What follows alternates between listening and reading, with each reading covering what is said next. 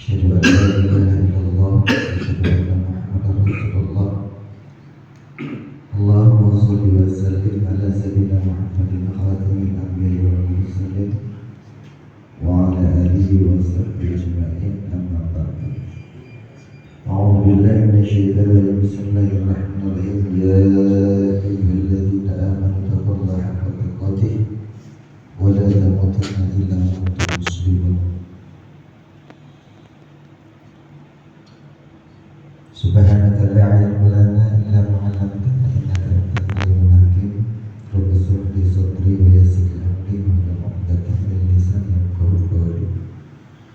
Hadirin sidang jamaah salat subuh Masjid Baitul Salam rahimahullah.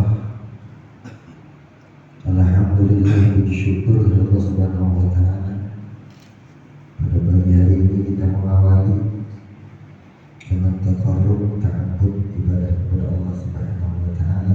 Mudah-mudahan ini tidak manfaat buat kita semua. Amin ya rabbal alamin. Di waktu subuh ini adalah waktu-waktu yang sangat istimewa.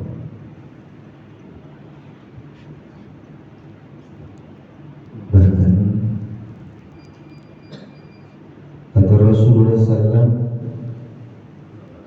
ada sholat 2 rakaat, sholat sunnah fajar 2 rakaat, mengalahkan kebaikan dunia dan seisinya.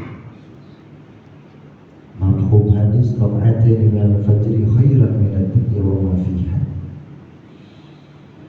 2 rakaat sholat fajar khairan, lebih baik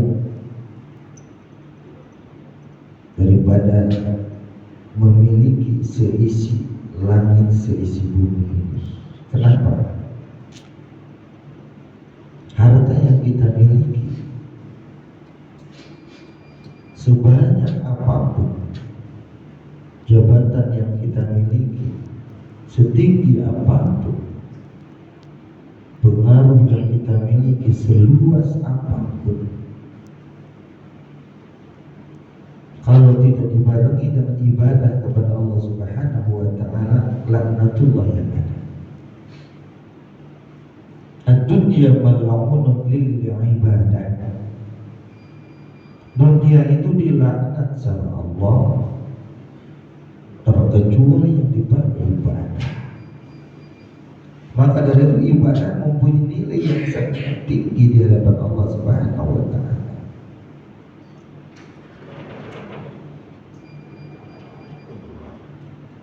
Duduk sesaat lebih baik daripada dunia dan seisinya. 2 rakaat sholat sebelum subuh lebih baik daripada dunia dan seisinya. Kenapa? Duduk 1 saat mengaji, berzikir, bertasbih, itu akan jadi modal kita nanti kalau kita menghadap kepada Allah Subhanahu wa taala. Al-Fatihah yang kita baca, Masya Allah, pahalanya besar banget.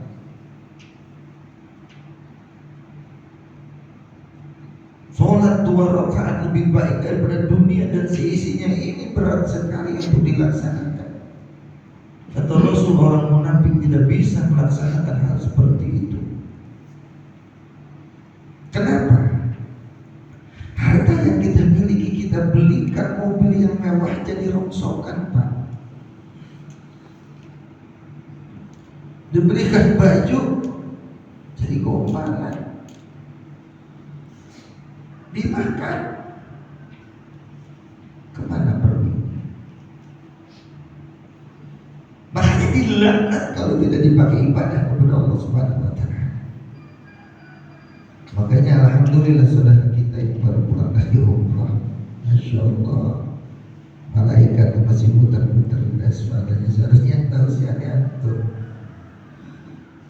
mengetahui apa yang terjadi di Masjidil Haram. Ibadah saya itu udah persis Masjidil Haram bukan? Enggak. Persis Masjid Nabawi enggak, gitulah. Karena sumbernya dari sana, sumber agama dari sana. Enggak naran-naran, enggak ngasal-ngasal. jadi umrah yang mabrur. Amin ya rabbal alamin. Jangan cuma bolak-balik umrah saja. Karena ada saudara kita yang umrah bolak-balik apalagi yang bulan Tuhan. Saya tahu orangnya itu siapa. Bapak Ibu hadirin yang dirahmati oleh Allah Subhanahu wa taala. Sebelum tadi saya berangkat ke sini, saya buka Al-Quran. Saya menemukan sebuah ayat yang sangat cantik sekali, sangat bagus sekali. Al-Imran 185. Allah Subhanahu wa taala berfirman mengingatkan kepada kita. Kenapa mengingatkan? Karena manusia ini suka lupa. Bahasa Mandarin manusia ini pohon. Baru diperingati udah lupa, baru diperingati udah lupa. Maka Allah Subhanahu wa taala sehingga dalam satu ayat mengingatkan kita sampai bolak-balik. Wabi ayyi allahi rabbikum tukadziban. Nikmat apa lagi yang kalian dustakan? Sampai 31 kalimat. Karena apa? Itu manusia itu lupa. Al-insan ma'ul khata wa nisyan. Makanya Allah Subhanahu wa taala mengingatkan kepada kita dalam Al-Qur'an surat Al-Imran ayat 185. A'udzu billahi minasyaitonir rajim. Bismillahirrahmanirrahim. Kullu nafsin dha'iqatul maut. Fa innama tuwaffa ujurakum yaumal qiyamah. Faman zuhziha 'anil nari wa udkhilal jannata faqad faz. Firman Allah bahwa sesungguhnya semua yang bernyawa akan mati. Mati apa wafat? Mati. Inna salati wa nusuki wa mahyaya wa mamati. Kan jangan dibilangin kasar, orang bilang mati. Emang mati. Semua yang bernyawa akan menemui ajal. Dan ajal itu pasti. Dan kata Allah enggak bisa ditawar-tawar. La sorban wala adlan, yang namanya ajal enggak bisa ditawar-tawar. Enggak bisa dimajukan, enggak bisa dimundurkan. Makanya orang yang bertakwa kepada Allah Subhanahu wa taala menurut Imam Ali, al-istidadu liyawmir rahil adalah orang yang senantiasa mempersiapkan diri untuk hari akhirat, memasuki tempat yang sangat sempit, yang sangat gelap.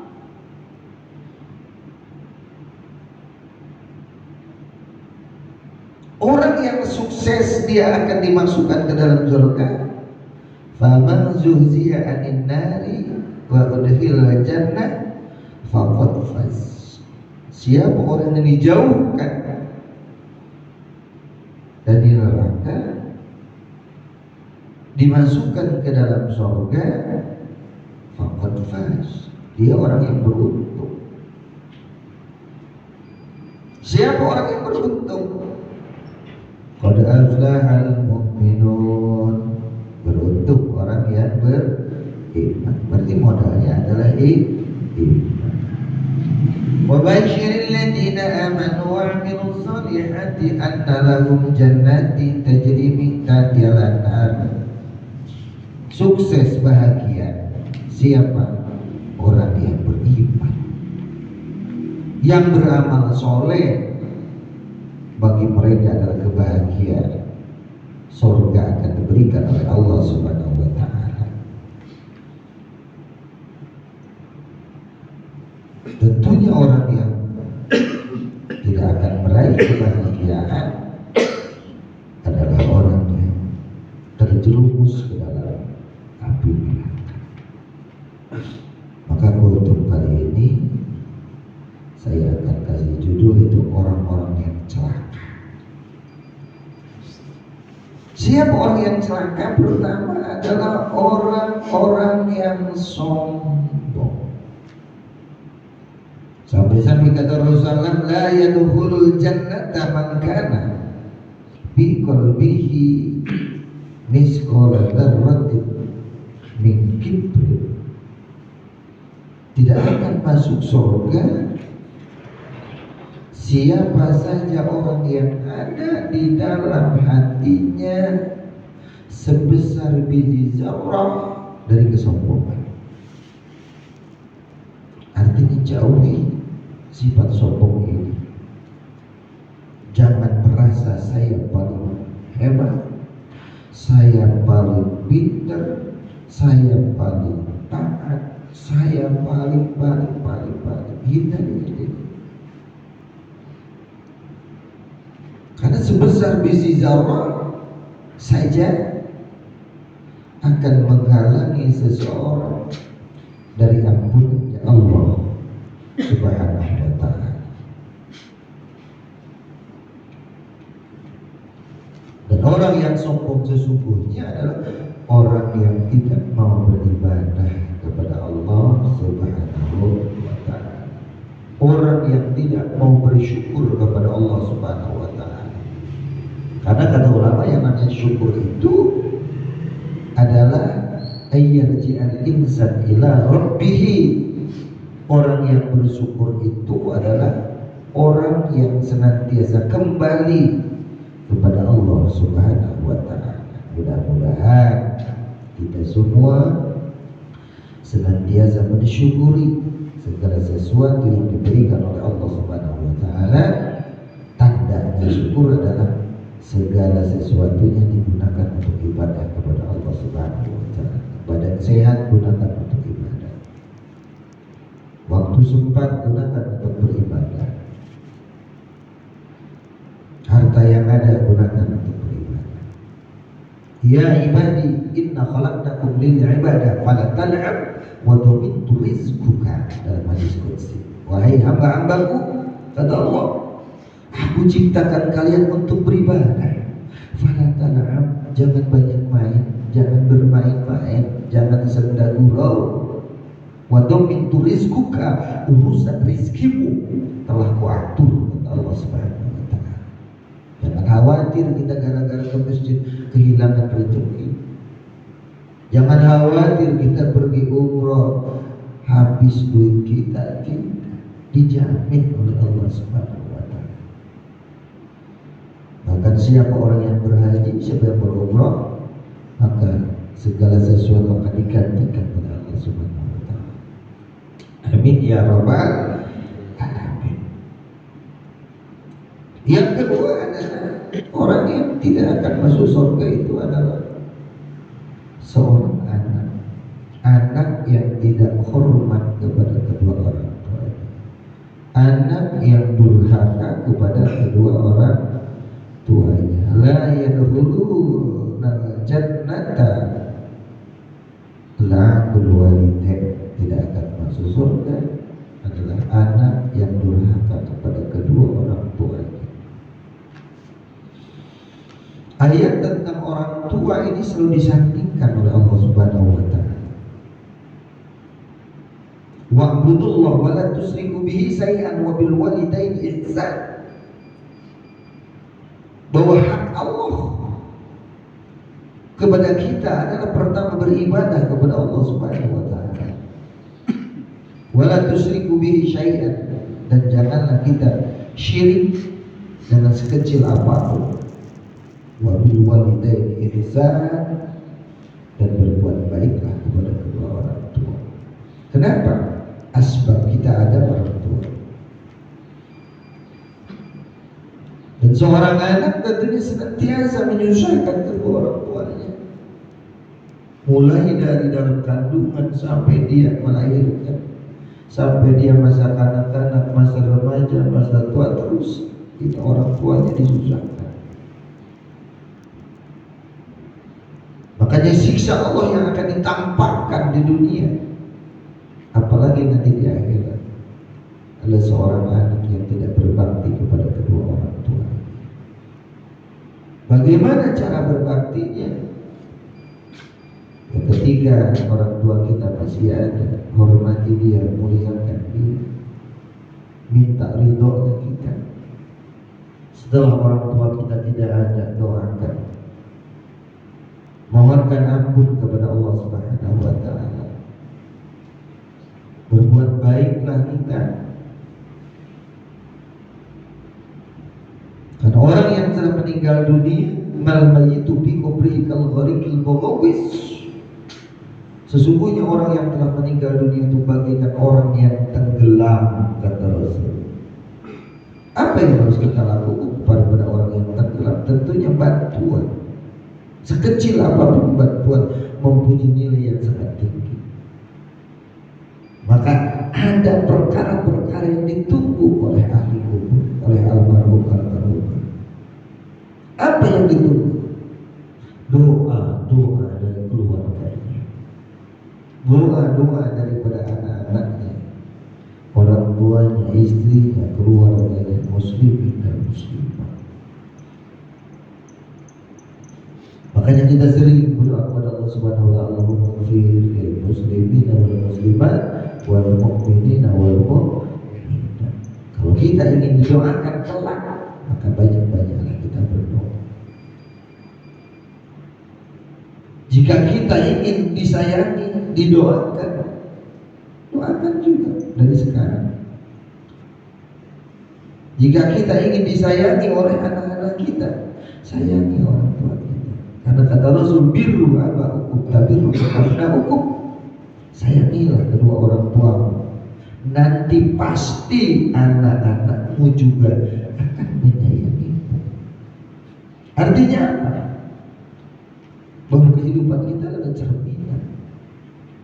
Kalau anak kita sekarang melawan sama kita, tidak turut sama kita, tinggal beristighfar. Mungkin dulu kita seperti itu.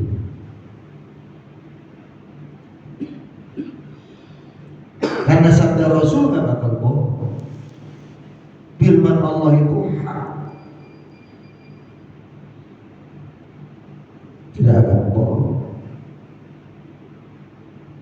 Makanya kita banyaklah berdoa kepada Allah Subhanahu wa Ta'ala. Dan anak yang terbaik itu adalah anak yang soleh. Idza mata mu'adab in qatamalahu illa min salas, sadaqatin jariyah aw ilmin yuntafa'u bih waladun soleh yad'u lah. Ketika manusia meninggal dunia, putus semua amalnya kecuali 3 perkara. Perkara yang pertama adalah sedekah jariyah. Maka kata Rasul, hadu tahabu, saling bersedekahlah kalian, saling memberikan hadiahlah kalian. Pertama akan timbul kasih sayang. Mana kosong balik bal yazdad. Gak usah khawatir harta gak bakal habis dengan disedekahkan. Justru yang disedekahkan akan bertambah dan bertambah. Masalul ladzina yunfiquna amwalahum fi sabilillah kamathali habbatin ambatat sab'a sanabila fi kulli sunbulatin mi'atu habbah wallahu yudha'ifu liman yasha'. Dan Al-Baqarah. Harta yang dipersedekahkan 1 jadi 10 jadi 100 terus dilipat gandakan, wallahu yudha'ifu liman yasha'. Allah akan melipat gandakan sekehendaknya Allah Subhanahu wa Ta'ala. Bagaimana bersedekah, insyaallah kita akan mendapatkan kebaikan. Bahkan ada dalam hadis, dawu mardukum bisyadaqah, obatin penyakitmu dengan bersedekah. Kalau kita punya penyakit, pengen diselamatkan oleh Allah, banyak-banyaklah sedekah. Ini sabda Rasulullah Sallallahu Alaihi Wasallam. Kemudian yang selanjutnya, orang yang celaka adalah orang yang memutus silaturahmi. La yadkhulul jannata qati'ur rahim, tidak akan masuk surga orang yang memutuskan tali silaturahmi. Awas dalam kehidupan kita, jangan saudara seperti dengan lawan, dengan musuh, dengan orang lain kita akrab. Beri orang yang tidak pernah memberi kepada kita. Teguh menegur siapa orang yang pernah bertanya kepada kita. Sambungkan silaturahmi bagi orang yang tidak pernah datang kepada kita. Maafkan orang juga yang bersalah kepada kita. Kemudian yang keempat, orang yang tidak jujur ini akan dijauhkan dari surganya Allah Subhanahu wa taala. La yadkhulul jannata man la amanata lah. Rawahu Ahmad. Tidak akan masuk surga orang yang tidak jujur, orang yang tidak amanah. Bahkan dalam hadis lain, ayatul munafiqi sawasun, tanda orang munafik itu ada 3 kata Rasul. Idza haddasa kadzdzaba, kalau ngomong suka bohong. Wa idza tumina khana, kalau diberikan amanah khianat. Wa idza wa'ada akhlafa, kalau berjanji suka mengingkarinya. Maka jauhi hal-hal yang seperti ini. Kemudian yang selanjutnya, orang yang dijauhkan dari surga, orang yang suka mengadu domba. Ini adalah penyakit, bahwa kita yang punya yang namanya lidah, punya yang namanya lisan. Lidah ini harus kita jaga. Sampai-sampai kata Rasulullah SAW, al-jannatu mustaqatun ila arba'ati nafarin, surga itu rindu kepada 4 golongan manusia. Pertama, siapa yang merindukan surga? Talil Quran, orang yang rajin baca Quran. Yang kedua, hafidil lisan, orang yang senantiasa menjaga lisan. Oh, Allah itu pagar lidah kita dengan gigi yang begitu kuat. Oh, bahaya. Udah sama gigi dipagar lagi sama bibir. Makanya hati-hati. Hati-hati. Banyak orang celaka gara-gara omongannya. Mulut mau singa mau gitu kan. Ya, makanya hati-hati. Sampai-sampai dirindukan surga orang yang menjaga lisannya. Bisa digunakan untuk beribadah kepada Allah Subhanahu wa taala, berzikir, beribadah. Penyakit lisan apa? Al-kadhib, suka bohong. Al-ghibah, suka ghibah. An-namimah, suka adu domba. Makanya apa obatnya? Obatnya kasratut dzikr, perbanyak berzikir. Kasratut tasbih, perbanyak tasbih. Kasratul tilawatil Quran, perbanyak baca Quran. Kasratul istighfar, perbanyak istighfar kepada Allah Subhanahu wa taala. Insyaallah ini akan menjadi obat lisan kita, tidak akan menghibah, tidak akan bohong, tidak akan mengadu domba. Kemudian yang selanjutnya, balik pantas ada. Orang yang selanjutnya, yang keenam, orang terakhir adalah orang yang memutus hak dengan tetangganya. Dalam sebuah hadis dikatakan, la yadkhulul jannata man la ya'mana jarahu, tidak akan masuk surga orang-orang yang memutus hak tetangganya. Dalam kehidupan kita bertetangga. La yu'minu ahadukum, tidak beriman. Man kana yu'minu billahi wal yawmil akhir, siapa orang yang mengaku beriman kepada Allah dan hari akhir, fal yukrim jarahu, kata Rasul, muliakan tetangganya. Jangan sampai hak tetangga kita putuskan. Jangan sampai kita mengganggu tetangga kita. Bok yoto kalau nyata TV dangdut jangan kencang-kencang. Siapa tahu tetangganya lagi sakit gigi.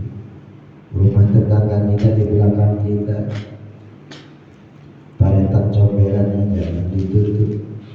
Banyak sekali perkara-perkara. Sehebat apapun keluarga kita yang ada di sana, di sini, tetap kalau ada apa-apa tetangga kita. Islam adalah agama yang sempurna. Allah ngatur mulai dari terkecil sampai yang terbesar, diatur oleh Allah Subhanahu wa taala. Yang mulai dari masuk kamar mandi sampai urusan negara ini diatur oleh Allah Subhanahu wa taala. Jadi kita tidak salah ini masuk di sini, ya. Tidak salah, sangat benar. Karena itu mudah-mudahan kita istiqomah di dalam agama, kita istiqomah kita dalam mengamalkan apa-apa yang diperintahkan Allah, perintahkan Rasulnya, apa yang kita tahu. Mudah-mudahan kita yang mengamalkan kita semua, sehingga kita ketika menghadap Allah dalam keadaan husnul khatimah. Amin ya rabbal alamin. Tidak banyak yang dapat disampaikan, mudah-mudahan manfaat bagi kita semua. Kalau ada hal yang baik, silakan untuk dilaksanakan. Kalau salah, kesalahan saya sendiri. Wallahul muwaffiq. Wassalamualaikum warahmatullahi wabarakatuh. Waalaikumsalam.